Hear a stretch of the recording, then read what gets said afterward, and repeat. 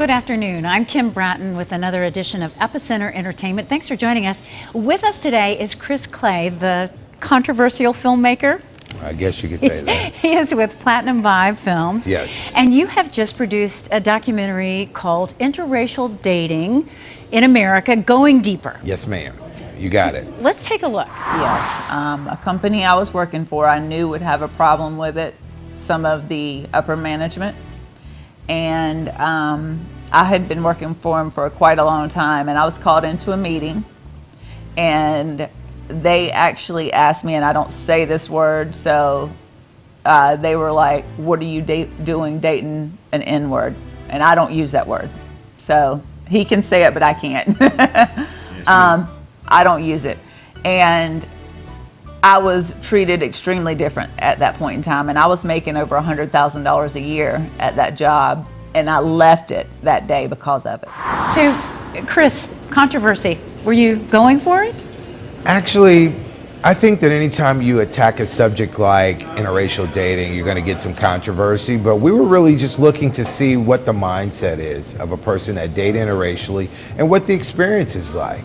Did you find anything that shocked you? Yes, how people can disconnect from their families because they family member choose to date someone out their race. Just how mean people can be. Quite shocking in 2012. Very shocking. So people would actually, you saw people who would push away family members? Yes, we've seen the person who got pushed away. They decided to either marry or date someone outside of their race, and their family members disconnected. Wow. And then you also said that some of it affected you personally. Absolutely. I think, most of the things that you do day to day, you don't even realize that you're black or white. You're just a person.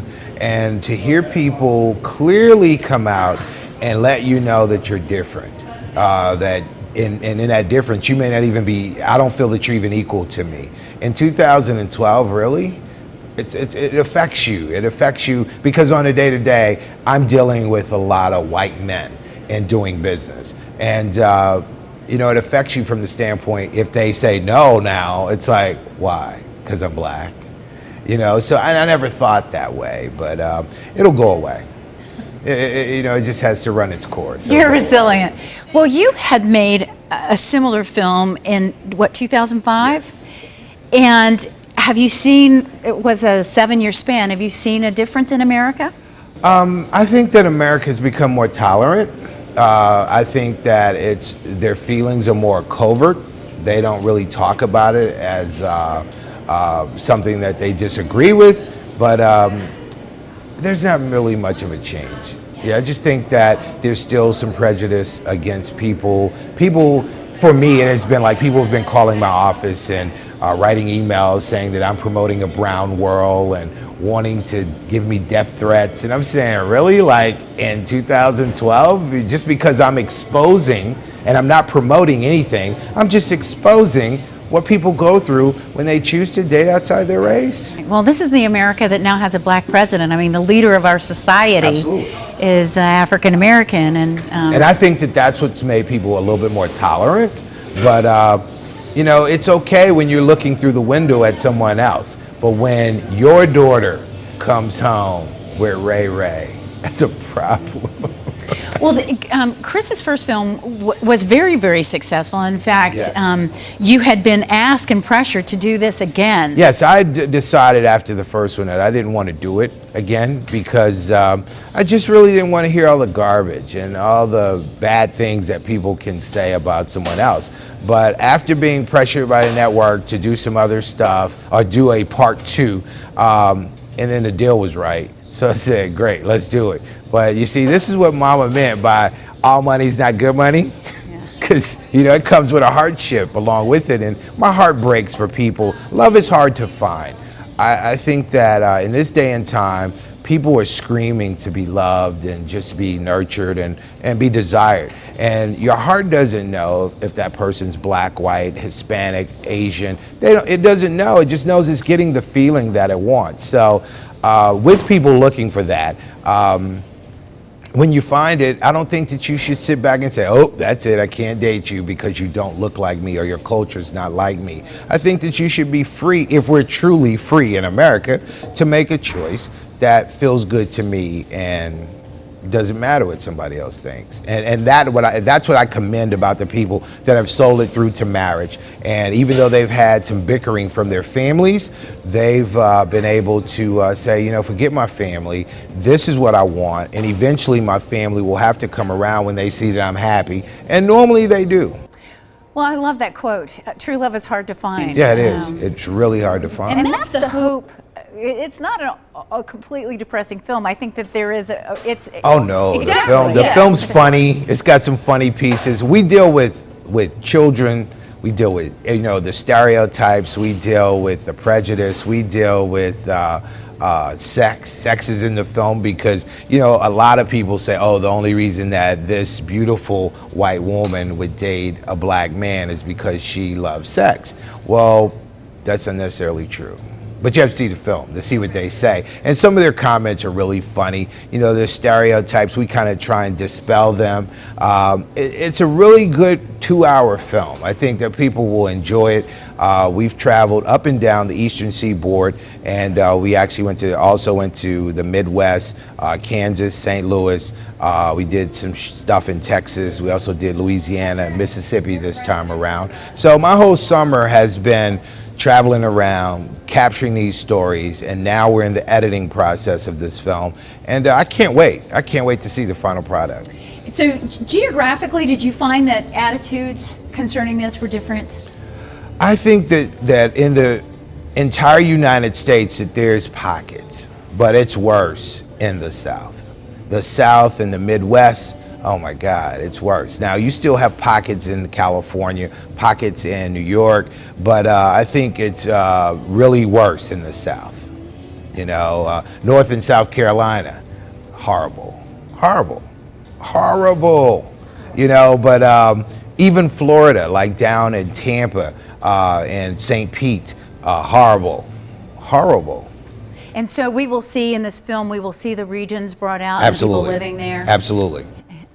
Now, there's been so much interest in this second interracial dating film that you've already sold how many copies? We've already pre-ordered 3,000 from distributors, and we don't even have a film yet. You know, so thank you to all the distributors that wanted to pre-order the film, and you're getting some excitement. Thank you. Order some more, man, 'cause we just sell a lot of them. And I think that quietly people want to know. They're curious. They're curious about what really goes on in that. You know, I've seen it. I don't understand it, and I think that this documentary gives you an in-depth look at every angle of it, from how a person went from dating within their race to outside their race, what it's like being an interracial couple, what it's like to have interracial kids, what it's like when you go out in public to a fine dining restaurant, how there's one couple in the film that said they really felt like fish in a fishbowl because they went to a really top-end steakhouse and the table that they put them at was in the center of the restaurant, so that everybody in the restaurant could look at them. And they just felt weird, you know, but they don't know if it happened by coincidence or if it was by design, you know. So I don't know, you get to see all this stuff in the film, and some of the stories have just been amazing to me. You know, you have people that were prejudiced, clearly said that they were prejudiced, and bumped into this guy that they couldn't deny. That, you know, this one lady in Tennessee was like, you know, for 30 years, I felt that interracial dating was wrong. I was married, had my kids, and goes to a nightclub after her divorce, bumps into this black guy, and she's like, I really like him, but I disagree with this. Now they're a couple. So people's hearts change when it comes to love, man. That's what I said earlier, is that everybody's a sucker for love. Everybody wants love, and sometimes you go against the things that you say you believe to find it. How many people did you talk to? We talked to 47 people.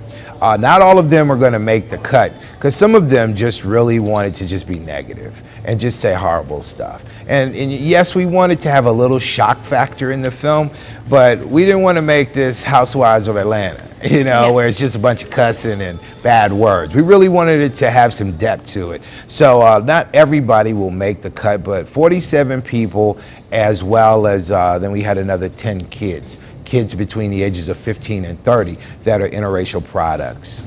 So when are we going to get to see the film, and through what channels? Actually, you'll get to see the film. It'll be available January 15th on DVD.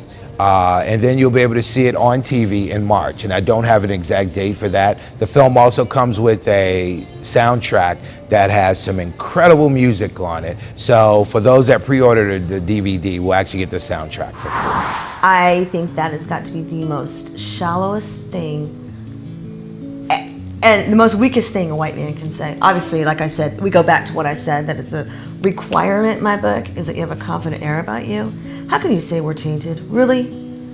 I know the statistics say the majority of your the African American race has a higher rate of herpes and HIV, but you know, a lot of them are the ones. I mean, but are they focusing really on the entire world and of all races? Because I can tell you, there's a bunch of Hispanics that are just as bad or worse. But a white woman can sleep with a Hispanic, and they're not tainted. A white woman can sleep with an Asian, and they're not tainted. The reason I think is because a white male is so jealous, because so many white women are attracted to them. What part of the film did you enjoy most? I would have to say the part that I enjoyed the most was seeing people bridge the gap. You know, where they started off with hardship from their parents, their grandparents, and their friends, and be able to ride through that adversity and then see success at the end and bring it all back together. You know, that's the good stuff, you know, that yes, you're dating this person, I don't really understand his or her culture, and I'm really against it, but they just were persistent, and they dealt with it, and they brought it all back together. And that's the best part of the story. So it's a hopeful story. Yes. And as well as educational. Can you tell us about your crew? Who did you shoot with? Actually, we used a lot of independent filmmakers. There's a lot of guys out here, with the economy being the way it is, there's a lot of guys that are looking for work. So we were able to get film crews that would shoot $500 a day. And I was just like, thank the Lord, because I'm expensing this film out of my pocket this time. The network did it the last time. This time I'm expensing it out of my pocket. So we use a lot of young kids that are really good with camera work, and I was really happy to see them doing what they do and loving what they do, and also seeing the surprises on their faces when they heard some really derogatory stuff. Because kids today they're not in that space. They've checked prejudice off their list. So they're not in that space, and to see people that they look up to say some really horrible stuff. Yeah, I love to see the surprises on their faces. One of your most memorable clips, we're going to show that now, and then we're going to have filmmaker Chris Clay talk about it live at the Mount. There are black women that are so weak-minded. Just like white women are. Exactly. So it's not about color. But the question, It's not about color. But the question And the was, fact that people why bring up black color women? makes me sick. Why black It women? makes me sick. The question was. The question was on why me. And this white is what I had women? to say about it. This is what I had to say. The question was, reason why that black men? women- No, don't put the your hand reason that up. black Don't women- put your hand up at The reason me. that black women have an issue is because they either don't have enough intelligence or enough Well, I got a education master's degree, so to I think I judge. got I'm enough talking about you, intelligence. though. But I feel the And I same said way. that, I don't know, feel the 5, same 10, way. 20 times But you I ain't keep talking about bringing it her. up. But I feel the same way. So you are. Cut. I need a cigarette. Because I'm getting ready. Okay, tell me about that. That clip was, we decided that we were going to, instead of interviewing a white woman and a black woman separately, we thought we'd put them together. And they didn't know each other. And as you can see, it was quite explosive, because the black woman only dates white men, and the white woman only dates black men. And so their controversy was between what they both feel about different races. You know, the white woman saying that, you know, the white guy, when I'm with him, it's like watching paint dry. And the black girl is saying, no, it's you white women that allow black men to treat you any kind of way. And it became very explosive. explosive. We had to cut several times and let them cool off and go smoke cigarettes because it was just about to be a fist fight. We'll never do that again either. But it's almost like they came with a different mindset, but they also had their prejudices. Absolutely. And their stereotypes. Absolutely. Yeah. Absolutely. It's crazy, but you got to see the film, man. I mean, at the end of the day, the kids are at the end of the film, and they're our hope. They are our hope, man. I don't think that I will ever see it in my lifetime where we can check off racism, prejudice, but I believe in our kid future. They will check it off, and they've already started. And these kids are beautiful kids, and they are all interracial products.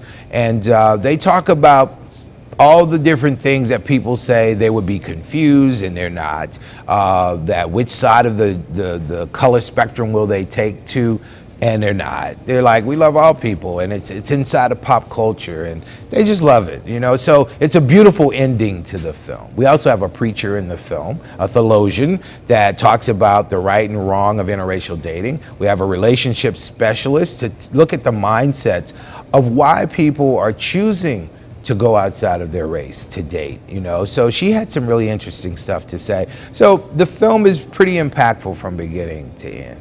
So we're looking for that in January. Yes. What's next for you then? You know, Kim, maybe something less controversial, how to catch a big fish, how to build a house, how to water ski. You know, something less controversial. I don't think I wasn't raised this way. You know, I was raised in a house. I have 4 brothers. My mom and dad, I never heard them say anything negative towards another race of people. So to hear all this stuff, my heart can't take it, man. I'm not built that way. You know, I think people are people. I think dates are too hard to find. I think, man, matter of fact, look at you. I don't see no ring on your finger. What's up? You know, we be busy after we finish. You know, I just think dates are too hard to find, and you should not be sitting around thinking about a person's color. It's about their character. It's about what are you about? You know, are we on the same page? And if that works, then I think you should go with it. You know, all this, you know, black men are nothing good for nothing but sex, sports, and entertainment, and white women, the only reason they want to be with them is because they love sex, and black men are like animals, and white women are easy. Stereotypes. Right. You know, it's like, you know, it's just so much stuff. Let it go, man. Is it affecting you? But most people, their concern is that we won't have our identity. You know, we'll be in a brown world. So you won't be able to know if I'm Irish or if I'm black or if I'm white. It'll just be brown. But would that be a bad thing? Well, best of luck to you. Judging by the excitement about this, it should be a bestseller. I don't know if it's going to be a bestseller, but I'm hoping and praying that it will do what it's supposed to do. But more importantly, I hope that it will touch the hearts of people and just become more tolerant, you know, just less judgmental, more tolerant of people's decisions. That's all I'm hoping for. If we make a few dollars, great. I hope to at least make my money back. But more importantly, changing the hearts of people. That's really what I'm hoping to gain from this.